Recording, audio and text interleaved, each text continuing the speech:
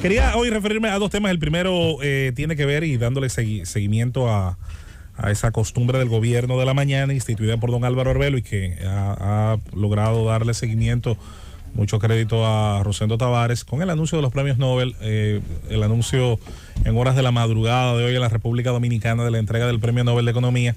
Resulta muy interesante para los amantes de esa área del conocimiento y quienes nos gusta divulgar los temas que están relacionados a la misma, porque la economía, al igual que el derecho y otras áreas que son transversales, nos tocan a todos. Usted podrá gustarle o no, usted podrá traerle o no, pero las decisiones que se toman, sobre todo de agentes reguladores y del Estado, así como los fenómenos que se dan desde el sector privado y el mercado, afectan su vida. Lo sepa usted o no, sea consciente o no, tenga criterios para evaluar esas variables y esas constantes. 3 economistas lo ganaron, pero hay uno en el que quiero enfocarme en estos minutos. Douglas Diamond y Philip Dybvig ganan por investigaciones sobre los bancos y crisis financieras. Y en el caso... Mantequilla, yo pensaba que te iba a hablar de mantequilla. No es el caso. En el caso de Ben Bernanke, fue director de la Fed, que es la Reserva Monetaria Norteamericana, pero no gana el premio por nada relacionado a su paso por esa institución. Muy curiosamente, para muchos que conocieron a Bernanke en su paso y como sustituto de Alan Greenspan, el eterno director de la Fed, el hombre que vio pasar 6 presidentes distintos desde su inicio, todo su desarrollo al frente de la Fed hasta su etapa final, que ya casi por razones biológicas se dio su sustitución. Vio llegar a Bernanke, un hombre que en los años 80 ya había publicado importantes textos de introducción a la macroeconomía, pero la investigación que le da el Nobel y que viene de esa época es una investigación que él hizo sobre la Gran Depresión del 29, la crisis de los años 30 y todas las decisiones que se tomaron, muchas de ellas fallidas, en el intento de corregir la enorme distorsión que había creado esa crisis. Y se enfocó esencialmente en el tema de los bancos. Los bancos, para mucha gente, instituciones que le son muy ajenas, donde tienen una serie de productos, una tarjeta, una cuenta, solamente para muchos son el símbolo de la especulación, del agiotismo y de todo cuanto mal hay en el mundo. No, son un elemento que mide en el desarrollo económico de una sociedad la relación entre el excedente, que es el ahorro, y entre el faltante, que es el crédito. Esos dos elementos tienen como punto de encuentro el desarrollo de la banca. Y como la banca, sobre todo la banca moderna, porque pudiera decirse que hay prototipos bancarios desde el primer siglo, segundo siglo antes de Cristo, pero la banca moderna, la que inicia en Amberes, lo que hoy es Holanda, que encuentra el mecanismo idóneo para, generando una base importante de los ahorristas, sobre todo en la Holanda calvinista, en la Holanda protestante, donde el concepto religioso se imponía sobre la vida de la gente y donde el trabajo duro era parte del mandato de la interpretación de la Biblia, de la palabra de Dios, y donde el trabajo fuerte de un hombre que no podía beber alcohol, no podía ser promiscuo, solamente podía tener una familia, generaba excedente. Ese excedente, ¿dónde se colocaba? En la banca.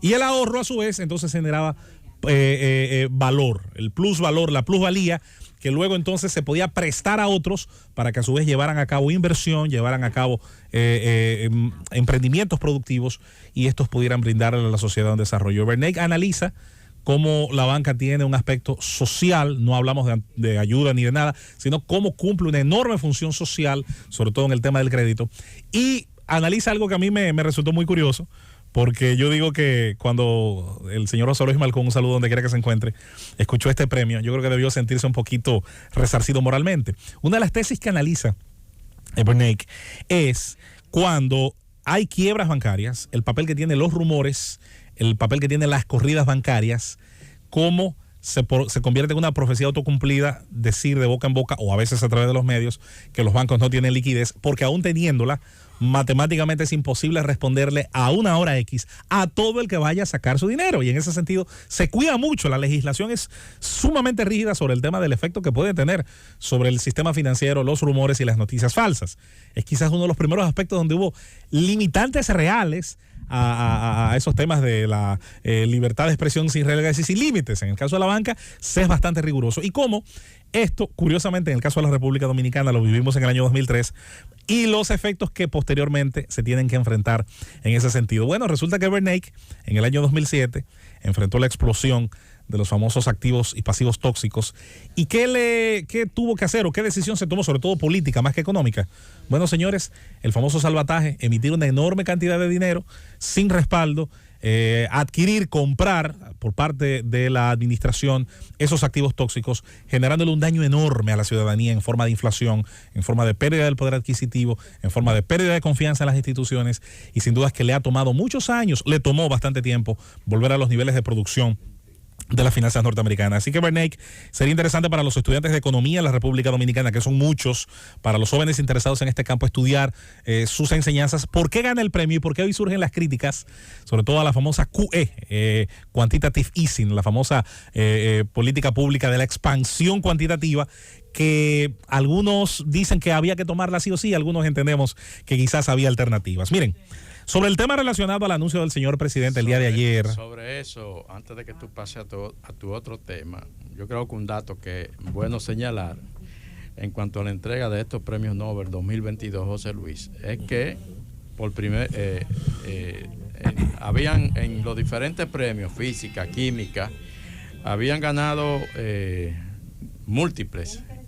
ganadores múltiples, pero todos habían sido de diferentes nacionalidades. En el caso de este premio Nobel de Economía, los tres ganadores, los tres galardonados son estadounidenses. Y eso es así, que ha sido una escuela... El único premio que se entregó a una sola persona fue el de literatura. Así es, a la francesa. Sí, a la francesa. A la escritora francesa. Este premio siempre muy dominado también, hay que decirlo, por las escuelas de economía norteamericana. Miren, el anuncio que hizo el presidente de la República el día de ayer en la frontera con respecto al incremento del gasto en defensa, sobre todo por la vía de adquirir equipos, nos lleva a la siguiente reflexión.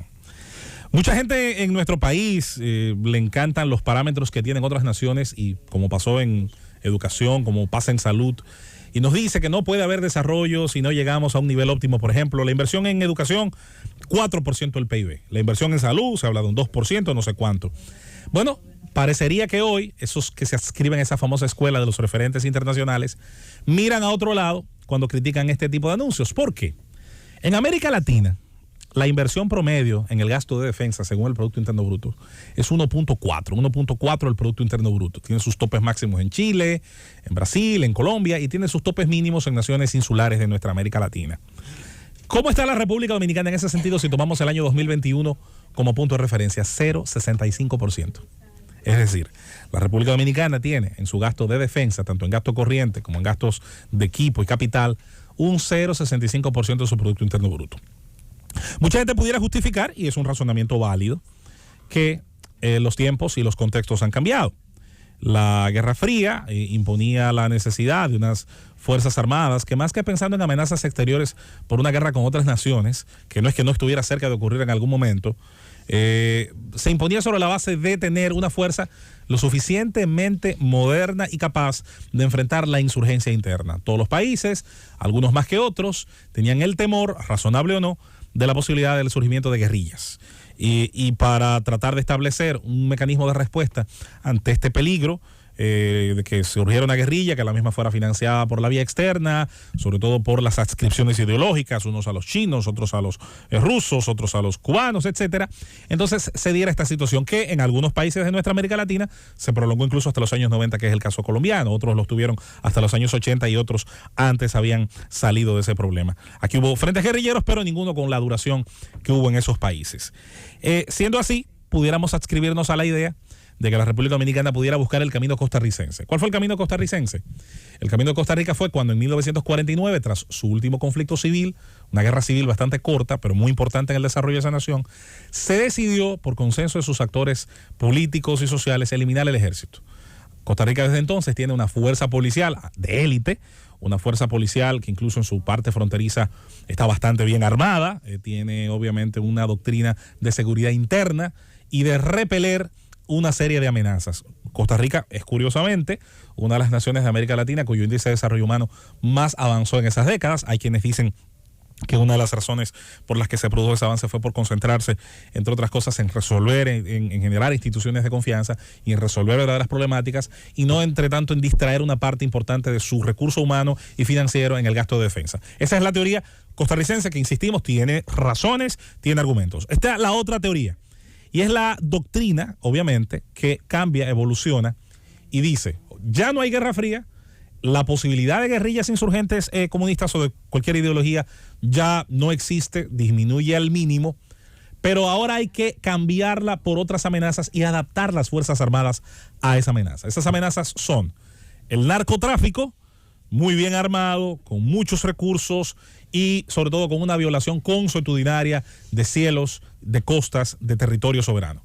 La entrada de importantes cantidades de estupefacientes, la entrada incluso de grandes capitales en efectivo a través de esas avionetas, lanchas, además de los diferentes estilos que se utilizan para trasiego de grandes cantidades de drogas a través de los puertos, son una amenaza y son una lesión permanente a la soberanía de un territorio.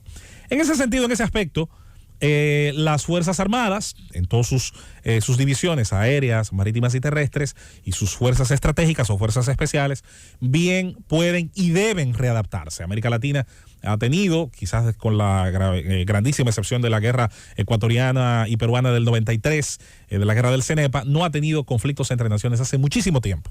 Y esa ventaja de no tener guerras entre estados soberanos bien pudiera haber ayudado a hacer esa readecuación de unas fuerzas militares que sepan muy bien que sus amenazas son otras. En el caso de la República Dominicana hay que agregar la amenaza generada por el tema haitiano. No porque, y aquí viene la diferencia de lo que más temprano discutieron los compañeros, no porque la amenaza con Haití sea con un ejército regular, que no lo tiene, y que no tiene el mando político ni la unificación institucional para mandar a hacer nada, y mucho menos los recursos. La guerra no es una distracción.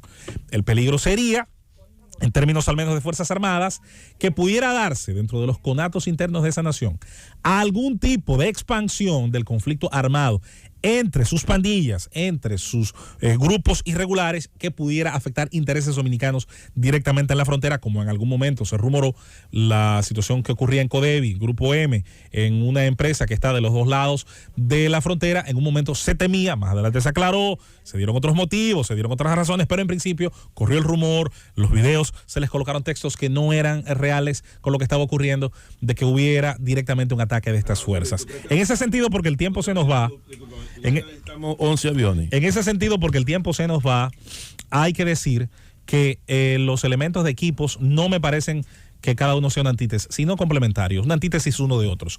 ¿Necesitamos drones? Sí, yo creo que sí. ¿Necesitamos aviones de reconocimiento? Bueno, dan una capacidad mayor por su elevación, tanto a la de los drones como a la de los helicópteros. La cantidad no lo sé, no tengo las herramientas para negarlo ni para suscribirlo. Ahora, la reforma de Fuerza Armada es tan necesaria como la de la Policía Nacional. Hay más de 40.000 dominicanos adscritos a estos cuerpos. Tenemos hoy por hoy unas amenazas a las que no se está respondiendo de manera satisfactoria, no solo por la frontera haitiana. Ese muro que se construye es parte de una solución, no es una panacea. A esa solución, que es infraestructural, hay que acompañarla con la superestructura, que son los mecanismos armados, hombres bien entrenados, con buenos salarios, con una doctrina, que es lo que unifica en este caso el tema policial y el tema de Fuerza Armada. Una doctrina, una enseñanza, y que la misma, obviamente acompañada de recursos, pues pueda dar buenos resultados a lo que necesitamos en materia de seguridad externa e interna.